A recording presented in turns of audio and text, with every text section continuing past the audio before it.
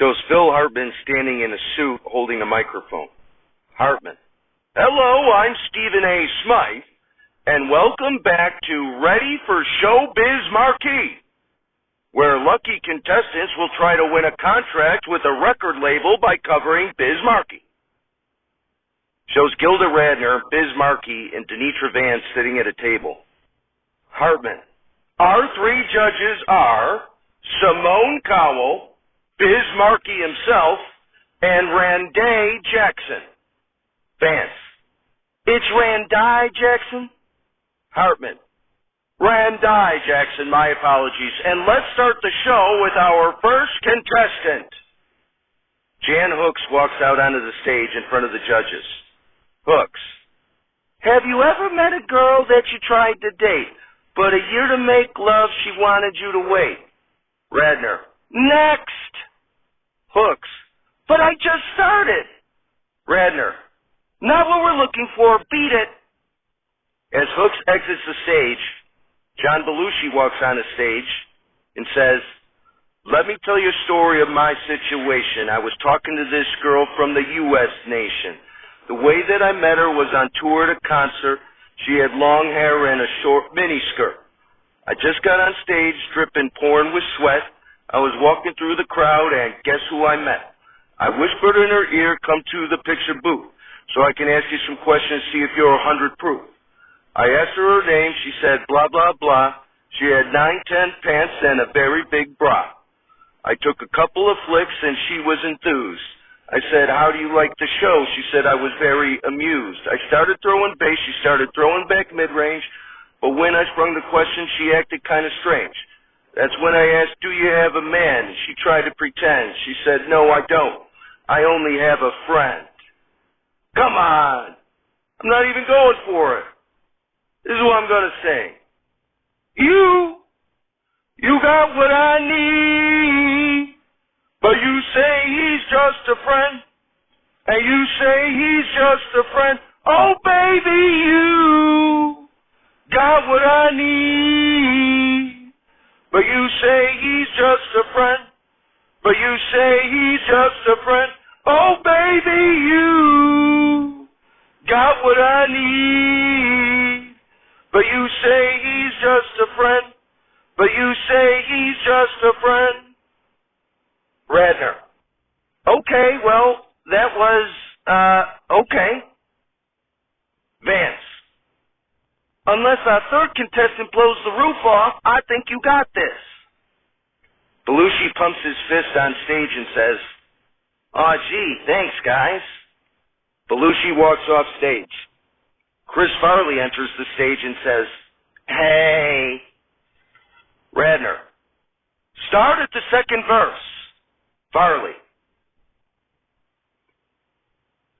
So I took blah blah's word for it at this time. I thought just having a friend could be no crime, 'cause I have friends and that's a fact, like Agnes, Agatha, Jermaine, and Jack. Forget about that. Let's go into the story about a girl named blah blah blah that adored me. So we started talking, getting familiar, spending a lot of time so we could build up a relationship. Some understanding how it's going to be in the future we was planning. Everything sounded so dandy and sweet. I had no idea I was in for a treat. After this was established, everything was cool. The tour was over and she went back to school. I called every day to see how she was doing. Every time that I called her, it seemed something was brewing. I called her on my dime, picked up, and then I called again. I said, yo, who was that? Oh, he's just a friend. Don't give me that.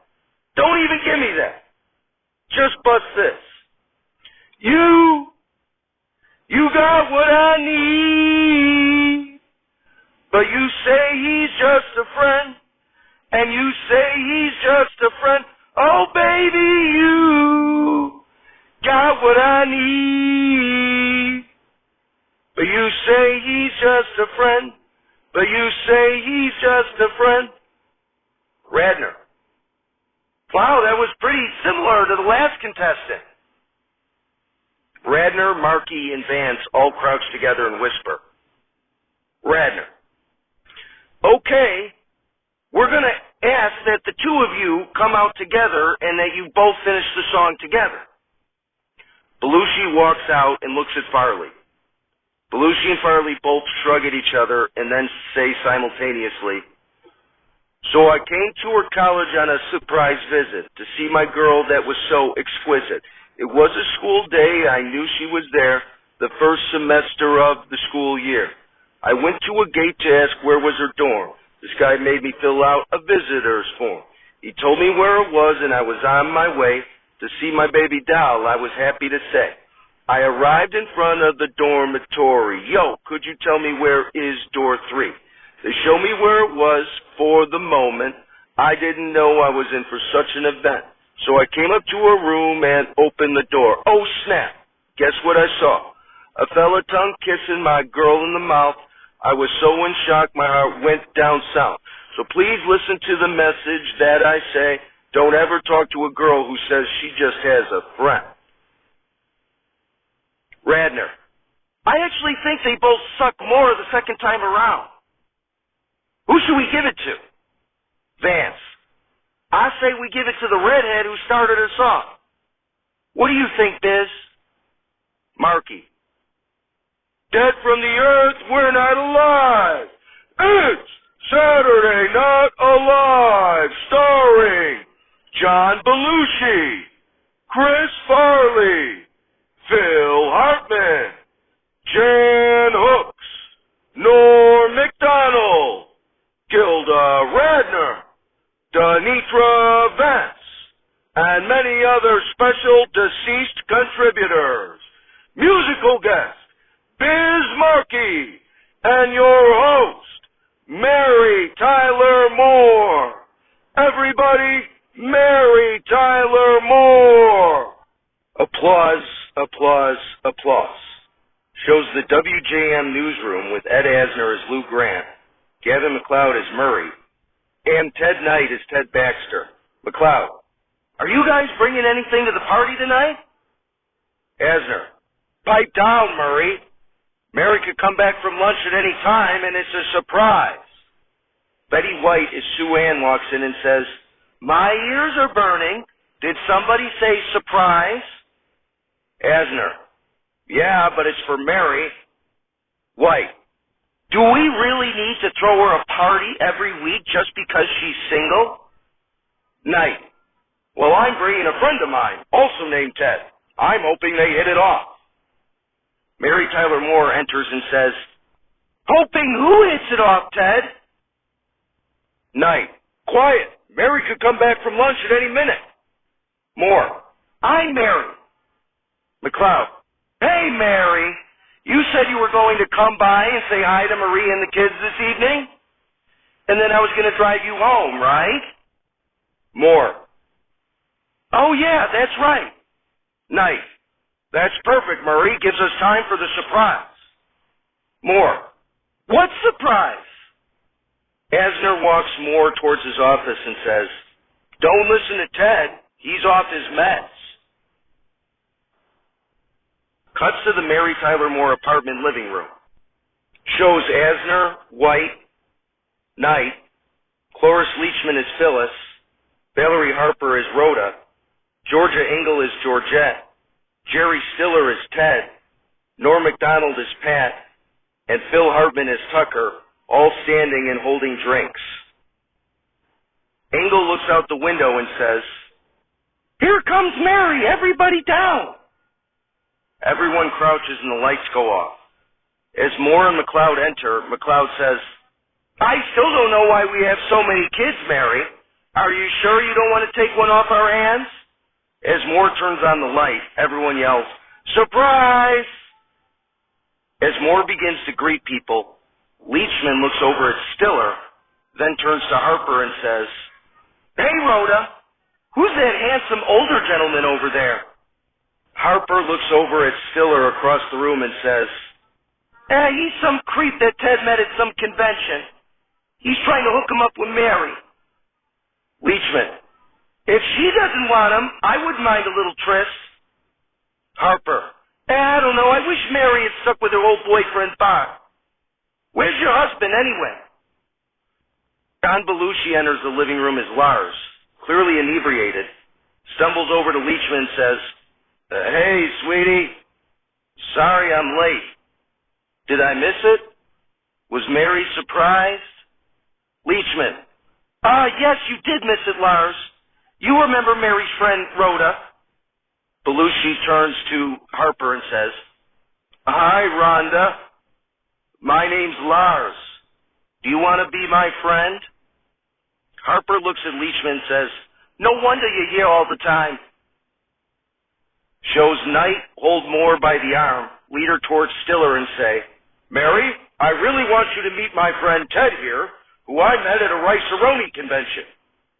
Stiller, "Oh my God, Mary!" Moore, "Ted? Is that really you?" Knight, "You two know each other?"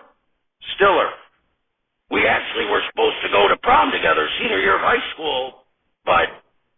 Moore, "But Ted zipped his sack through his pants zipper." McDonald comes up to Moore, puts his arm around her and says, "Hey, Mary, is everything okay over here? Watch out for this Ted guy. I saw him on TV get arrested at a rest stop for gay people." Moore takes McDonald's arm off her shoulder and says, "Don't worry about it, Pat.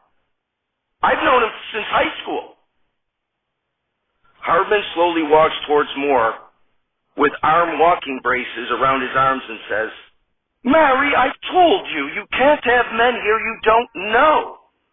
I have it on good suspicion that this man, Ted here, hired Pat to stalk you." Moore looks at Stiller and asks, "Is this true?" Stiller, "I'm afraid it is, Mary." Michael O'Donoghue as Woogie enters the living room from the bedroom, holding several of Moore's heels and says, "Tell Ted to beat it, Mary. He's a loser." Stiller looks at Moore and says, "I felt bad when I found out that the guys here fooled you with your old boyfriend, Bart. He wasn't an asshole to Warren. He loves Warren. And from what he told me, he loves you too. He's the one you should be with." Bart Starr enters the living room with Chris Farley as Warren, wearing earmuffs and holding a baseball hanging over his back. Moore, "Oh my God, Bart!" Starr lets Farley down, takes Moore by the hand and says, "That's right, Mary. I'll always be true to you." Stiller leaves the apartment dejectedly. Shows Stiller walking on the stage while crying. Moore comes out onto the stage and says, "Ted! Ted, wait! Ted! Stiller turns around excitedly and says, "Mary?" Moore runs up to Stiller and says, "You forgot your keys." Stiller takes the keys, nods, and turns back around. Moore, "Did you really mean what you said up there?" Stiller turns around and says, "I just want you to be happy, Mary." Moore, "But I'd be happiest with you." Stiller, "Really? What about Bart Starr?" Moore, "What did I tell you the first time we met? I'm a Seinfeld fan." Stiller and Moore run into each other, embrace, and kiss. Moore, "We have a great show tonight. Biz Markie is here. So stay tuned with whoever you're with, even if it's just a friend. We'll be right